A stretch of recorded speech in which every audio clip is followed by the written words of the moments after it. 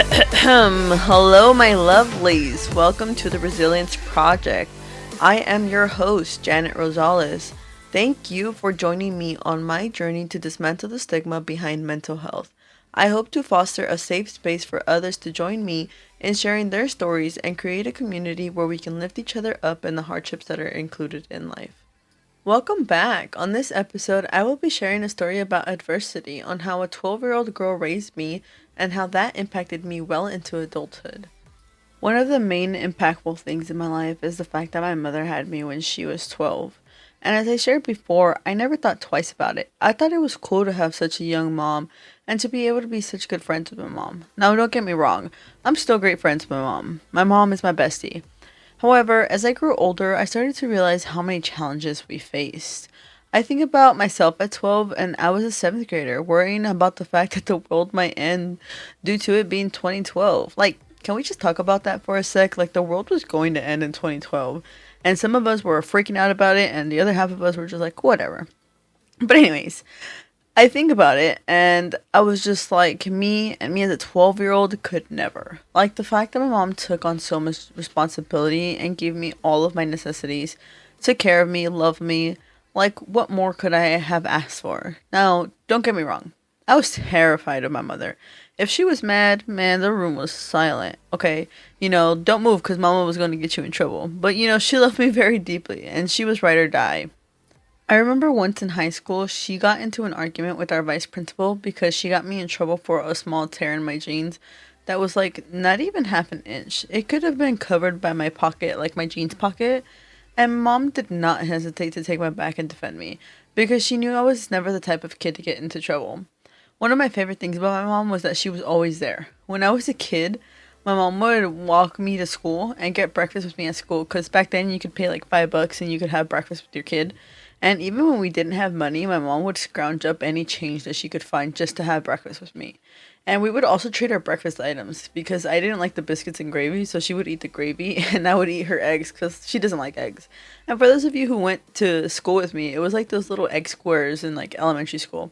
I don't know, man. I really like those. But anyways, those are the memories that I will always cherish. And again, when I put that into perspective, I was probably like 8, so she was maybe around 20 at the time.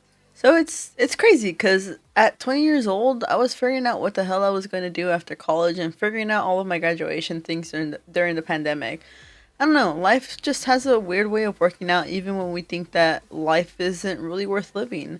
And sometimes I wish I could look back and tell myself, like, it's hard right now, but it's going to get better. And actually believe that it's going to get better because it did at the end of the day.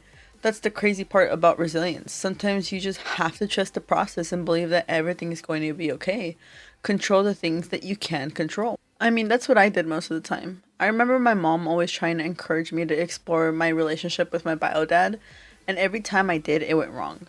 And for me, that was one of the things that I could control, whether or not I had a relationship with him. My mom, for the majority of the time in my life, has been all I needed, and I will always say this, that I am very grateful for my stepdad.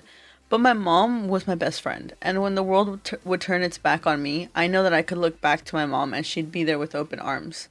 This was on top of the world trying to destroy her. It was a little image of someone having a bunch of arrows on their back and still being able to carry on. Having to be more than just the daughter, the sister, the mom, but also be the one that would get blamed for when everything went wrong. Even then, she was still there for me. When I think about it now as an adult, I think about what a freaking strong woman my mom is. And that's who I strive to be. Not only to have her strength, but in the future be half the mom that she is. It's all about perspective sometimes. We can sit on our ass and complain about everything that has ever happened to us. We can blame everybody around us. We can blame the system. But at the end of the day, only we have the power to change what we want to change. No matter how hard it gets. And trust me, I wanted to give up plenty of times. One thing that always sticks in my mind and that my mom still repeats to this day is that she doesn't know how she managed to take me to the doctor or sign me up for school when there was language barriers in her way.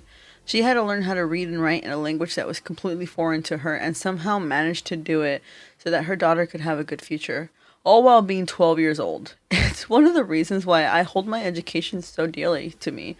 My mom never had the opportunity to be a kid, to be a student, so why wouldn't I take that opportunity? I remember when I started high school and my mom always told me, like, I can't wait to I get to see you walk on stage. And then she got sent to Mexico the year I started my senior year. So she didn't get to see me walk the stage. And it almost felt like in the movies when bad news hits during a happy scene. The main character just stands still while watching everybody around them celebrate. And then I started college without ever really knowing. Is my mom going to be there for my graduation a second time?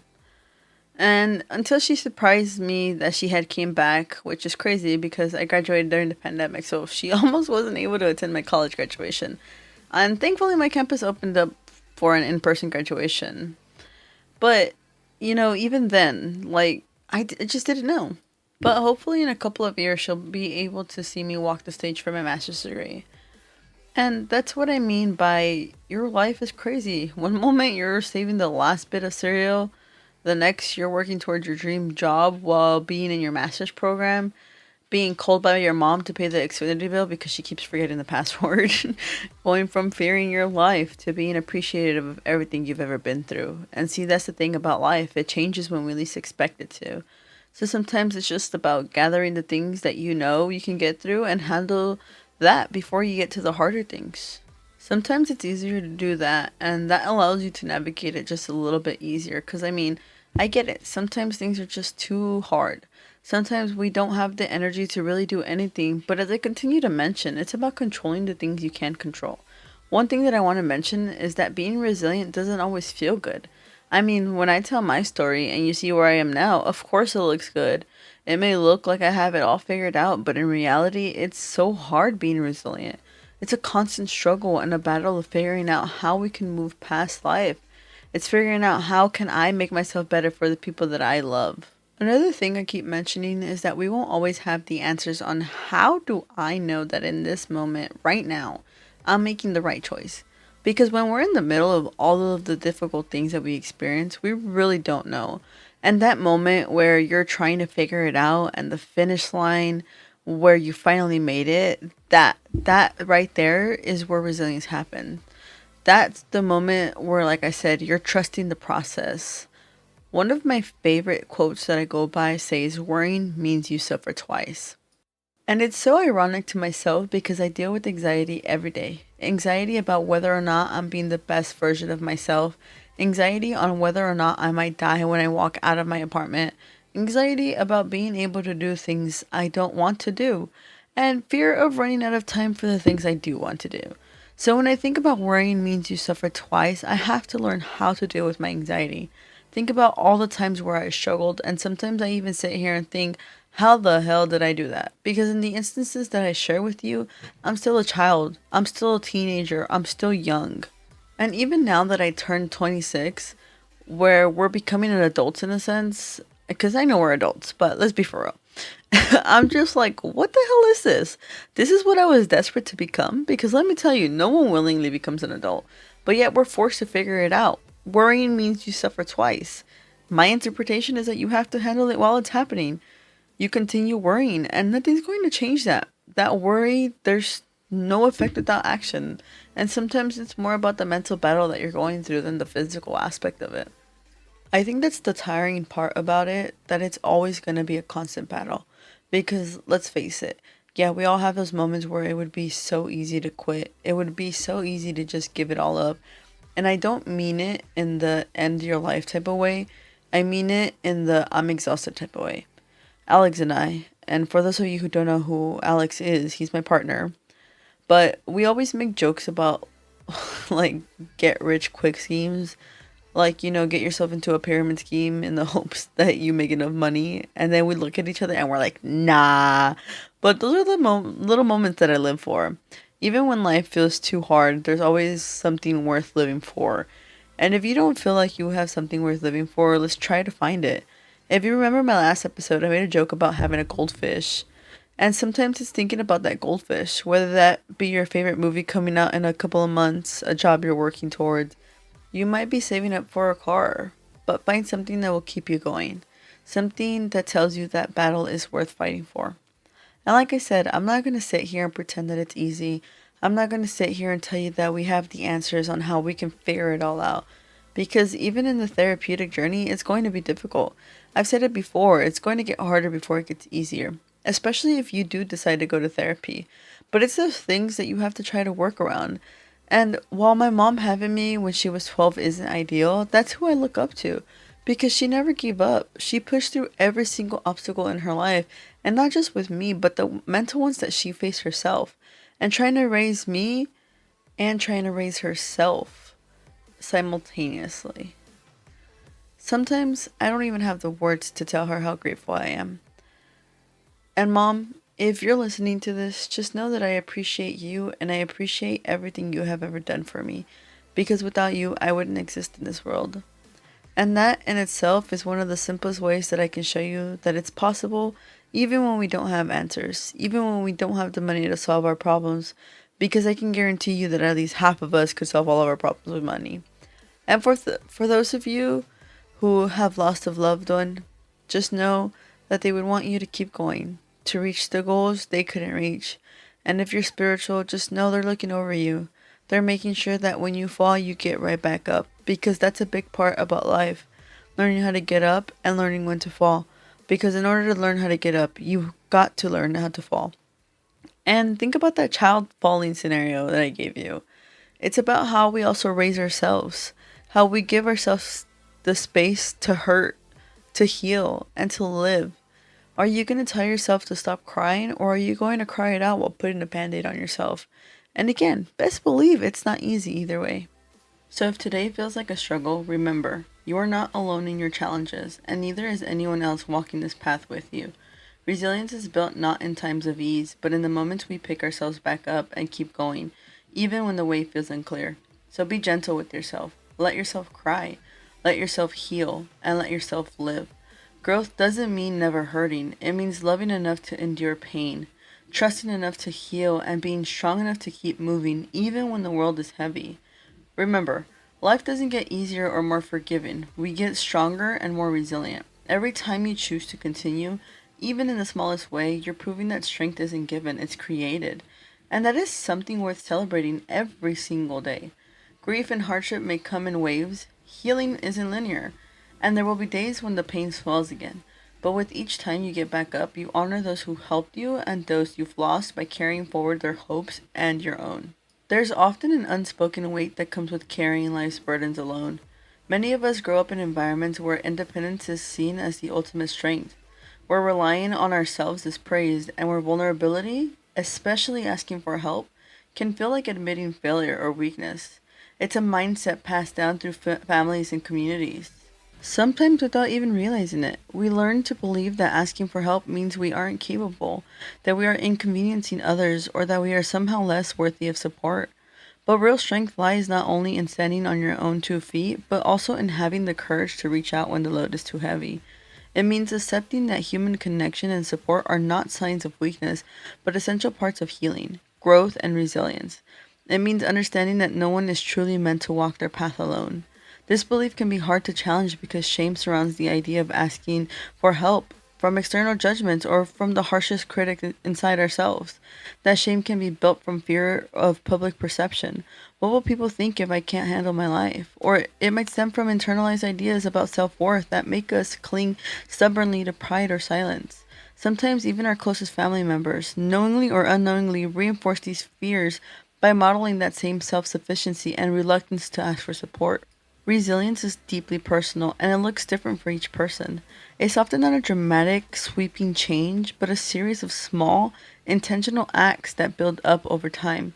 Sometimes resilience means choosing to see a setback not as failure, but as a learning opportunity. It's the quiet decisions we make daily, showing up for ourselves when we feel like skipping, taking a breath when anxiety threatens to overwhelm us, or reaching out for help even when the pride holds us back. When I reflect on growing through my own challenges, I realize how many moments of resilience were woven into my life without me fully recognizing them. For example, continuing my education, despite financial and family barriers, wasn't just persistence, it was resilience in action. Asking for help, like when my uncle lent me money to move out, was not just a practical step, but a courageous break from the cycle of silent suffering that felt safer but was damaging. Resilience also means flexibility. Life rarely follows the plan we make. It means adapting when the path shifts unexpectedly. I learned this when my mom was away in Mexico. My stepdad was frequently working to make ends meet, and I had to find strength I didn't know I had to manage my life and emotions. Instead of giving up when it felt too hard, I found ways to adjust, to carry on, and to remind myself that hardship was a chapter, not my whole story. Another key part of resilience is learning to regulate our emotions. It's normal to feel frustration, anger, sadness, or fear in the face of adversity. The resilient person isn't the one who never feels these things, but the one who doesn't let those feelings control their actions. I had moments of intense fear and anxiety that threatened to stop me in my tracks, but I found that by recognizing those feelings and using grounding techniques, breathing exercises, or talking to trusted people, I could move forward despite my emotional struggles. Resilience is sometimes about patience too. Not every victory is immediate or visible. Sometimes it's about committing to goals over months and years, even when progress seems slow or invisible to others. It's keeping faith in yourself during those quiet periods when it feels like nothing is changing. I find inspiration in the stories of others who embody resilience, just like my mother, who, despite having me at 12, succeeded beyond what others thought of her. These stories show that resilience is a powerful force that can shape in destinies against incredible odds. On a personal level, resilience has meant redefining what strength looks like. It's not about being invincible or never asking for help. It's about knowing that sometimes strength means being vulnerable, admitting when you need support, and trusting that you can heal and grow even through pain. Pushing past that shame that again stops us from asking for help. What keeps me going is the belief that every hardship carries within it a seed of possibility. Even when things seem unbearably dark, the choice of keep moving, even in the tiniest way, plants hope. That hope becomes the light that guides us through tough times. It reminds me of the song Beautiful Pain by Eminem, who, for those of you who know me, carried me through a lot of hardships. In the song, he says, I can feel the heat rising. Everything is on fire. Today is a painful reminder of why we can only get brighter the further you put it behind you. It's okay not to have all the answers. It's okay to feel lost, discouraged, or scared. What matters is that you keep returning to yourself, keep reminding yourself of your worth, and keep seeking out moments of connection and kindness, even if they come in small, quiet ways, like a borrowed towel or a shared breakfast. This journey of resilience is ongoing and it requires kindness, especially to ourselves. So if today is hard, if the weight feels too heavy, let yourself rest. Let yourself cry, and when you're ready, stand up again. Because your story is still unfolding. It is worth fighting for because better days are ahead. You just have to believe, hold on, and keep walking the path. For me personally, accepting that I needed help was the hardest thing that I had to face, especially because growing up, we never really asked for help from anybody else. My mom never asked for help, my stepdad didn't ask for help. It was more, they were the ones that you came to when others needed help. And being the oldest, I wanted to make sure that I was never in the way, which meant that I never wanted to ask for help because I didn't want to inconvenience anyone, especially not my parents. It is one of the things that I carried so much pride in, the fact that I was able to do things on my own. As I grew older, I realized how much damage I was doing to myself. I remember my uncle let me borrow money so that I could move out while I was an undergrad, and that was one of the first few moments in which I realized that it was okay to ask for help no matter how guilty I felt.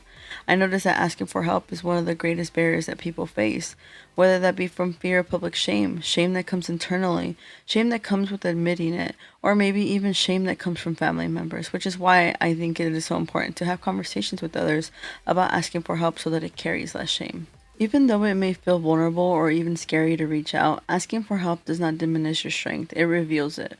There is so much power and courage in acknowledging that we can't do everything alone, and that sometimes leaning on others is what allows us to grow, heal, and move forward.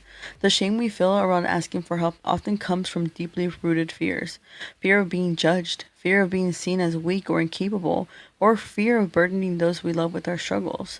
These fears can feel overwhelming because they tap into our most basic need to belong and to be accepted. But the truth is, shame thrives in silence and secrecy, and it loses its power the moment we begin to speak openly about it. When shame is hidden away, it becomes a heavy weight, an invisible barrier that can keep us trapped in isolation. However, when we bring our struggles into the light by sharing them, even with just one trusted person, that weight becomes lighter. We realize that our feelings are valid and that others have faced similar battles, that we are not alone in this shared human experience. It takes bravery to admit that we need help. It means temporarily letting go of control and allowing ourselves to be vulnerable. Vulnerability, often misunderstood as weakness, is actually the birthplace of connection, growth, and transformation. It's the strength it takes to say, I don't have all the answers, and that's okay, which is why I keep repeating it.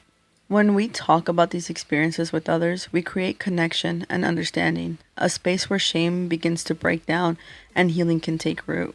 Opening up about our struggles not only helps ourselves, but it gives others permissions to do the same. We build communities of trust where support flows freely and compassion overflows.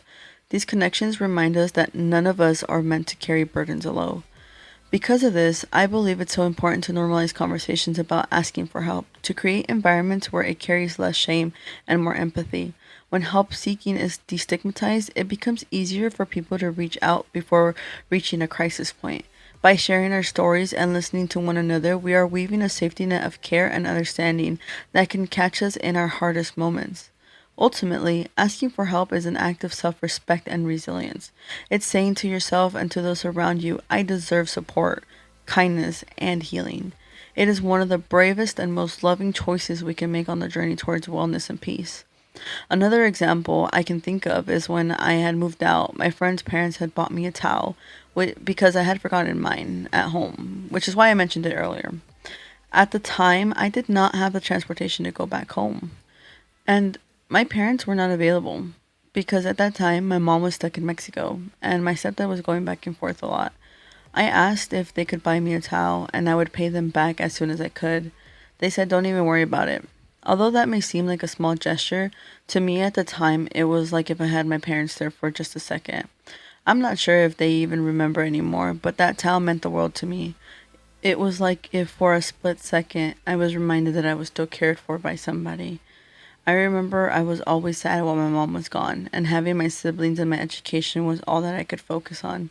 My partner during the time was in the military, so I felt like everyone that I was closest to had left me. Simultaneously, I lost my great grandpa to cancer, so honestly, to me in that time period, I felt completely lost. And again, I was 17 when I was experiencing all these losses. I was still a child, and we can agree to disagree about teenagers being children, but developmentally, we still are. I think that we are still childlike up until our mid 20s. Life forces us to mature, circumstances forces us to mature. I said it before, no one willingly becomes an adult. Right now, you might be thinking, what is the point of saying all this? I'm saying this because I want to point out that no matter how hard life might feel, there's always something worth pushing forward for. Resilience has its ebbs and flows, and this is one of the many examples of how it happens. Better days are ahead, you just have to believe it. It is silly because there are times where my mindset plays tricks on me. I sometimes convince myself that I do not deserve love handed to me, that I have to work for it, I have to earn it. This mindset can be exhausting and isolating, trapping us in a loop where we constantly feel we're not enough, that we always have to prove our worth before are allowed to receive care or kindness. But the truth is, love and kindness are not prizes to be earned. They are fundamental human needs, something everyone deserves simply by being who they are. It can take time and effort to unlearn these beliefs, to reshape how we see ourselves and the relationships we allow into our lives. Opening ourselves up to receiving love without conditions is one of the bravest steps towards healing. It requires patience and gentle self compassion, reminding ourselves that we are worthy of care even on our hardest days, even when we feel broken or unworthy. And sometimes it's the unexpected kindness from others, the small gestures of generosity and presence that help crack open that shell of doubt and let warmth and connection in. When we allow ourselves to receive kindness, no matter how small, it can begin to shift that internal story of unworthiness. Each act of care we accept is a reminder that we are seen, valued, and deserving. It is in these quiet moments of connection that healing starts to take root, helping us slowly rewrite the narratives that we believed about ourselves for so long. It's incredible how sometimes the small gestures can make the biggest difference. That towel wasn't just a towel, it was a symbol of kindness, a quiet reminder that even when life feels overwhelming, there are people who see you, who care for you, and who are willing to step in without hesitation. It's those moments, often so simple and unassuming, that can anchor us when the world around us feels like it's falling apart. As James Patterson said, success is totally dependent upon drive and persistence. The extra energy required to make another effort or try another approach is the secret of winning. In life, it's often these small but persistent acts of kindness, both given and received, that give us the strength to keep going, to take that next step when we're ready, and to build resilience even in the hardest times. Research shows that kindness, no matter the size, carry powerful benefits for our mental health. They can lift our spirits, reduce feelings of loneliness and anxiety, and remind us that we are part of a larger community. When someone reaches out with kindness, whether it's lending a towel, a listening ear, or just sharing a smile, they are offering that human connection we all desperately need. Those connections are like invisible threads that hold us up when we feel like we might break. Sometimes what matters most isn't some grand solution or a complete fix for all of our problems. It's these small threads of support, the tiny moments of grace that remind us we belong and that we are worthy of care and compassion. Those moments build our resilience quietly and steadily, giving us the strength to keep moving forward even when it feels impossible. For me, that towel was a lifeline in a time of uncertainty and loss. It gave me a glimpse of comfort and stability when so much else felt out of control. And looking back now, I realize that those little acts of kindness, both given and received, are what sustains us through the hardest times. They remind us that even when we feel completely alone, we are never truly by ourselves. So if you ever find yourself struggling, feeling overwhelmed or disconnected, remember this. Kindness can be one of the most powerful anchors you have. It's okay to lean in those moments, to accept help when it's offered, and to seek out connection when you need it most. Because in those simple, caring acts, we find hope, healing, and the strength to face whatever comes next. And that strength, built piece by piece through compassion and support, is what resilience truly is. A journey of small steps, often unseen but deeply felt. All right, my lovelies, that's going to wrap up today's episode of the Resilience Project.